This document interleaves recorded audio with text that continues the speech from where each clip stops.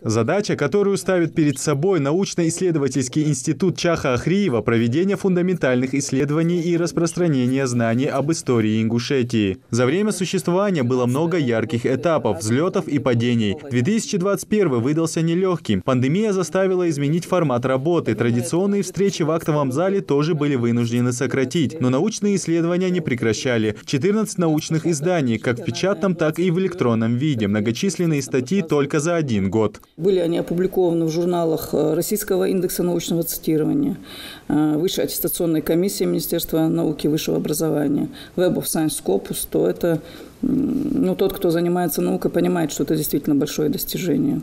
Но, в принципе, для нашего института это не удивительно, потому что у нас каждый год по 150, по 170 статей. Это немножечко в этом году у нас понизилось количество. Понятно, из-за каких условий. Несмотря на положительную динамику развития науки в регионе, проблем хватает. Одни из наиболее актуальных – нахождение новых архивных материалов, также подготовка и стимулирование молодых специалистов. Конечно, необходимо стимулирование, мотивирование молодых ученых. И в финансовом плане в первую очередь.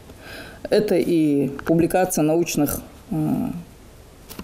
статей, которые сегодня, мы все с вами знаем, все это происходит на платной основе.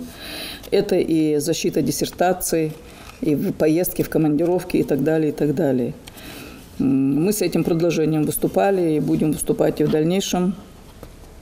Необходимо, конечно, достаточно финансовое обеспечение деятельности института, издательской деятельности, материально-технической базы. А мы, к сожалению, из-за отсутствия достаточного финансирования вынуждены были перевести вестник нашего института в электронный формат.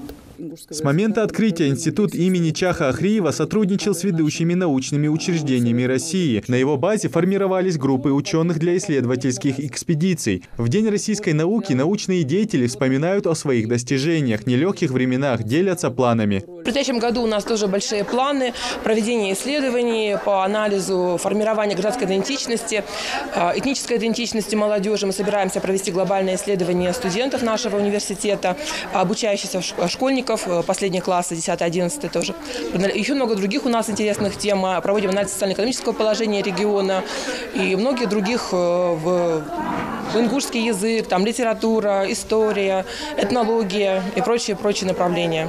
День российской науки учрежден указом президента Бориса Ельцина в 1999 году. Россия отдала миру немало талантливых ученых, среди которых Михаил Ломоносов, Дмитрий Менделеев, Петр Капица, Сергей Королев. Многие ученые отмечены Нобелевскими премиями. Именно в нашей стране разработали учения в биосфере. Впервые в мире запустили искусственный спутник Земли, ввели в эксплуатацию первую в мире атомную станцию. Праздник ознаменовался еще одним ярким событием. Кандидат философских наук Лемка Агиева презентовала свою новую книгу «Культура уважения к старшим и речевой этикет ингушей». В ней описываются многие аспекты национальной культуры, общение, быт и взаимоотношения ингушей. Воспитание, начиная от, от семейной жизни, в семье, обществе, на учебе, на работе. Все здесь расписано, показано. Все это подкрепляется пословицами, поговорками, народной мудростью на ингушском, русском языке. В переводе дается, чтобы ясно было, понятно было, потому что нашу ингушскую мудрость можно передать только на ингушском языке смысл.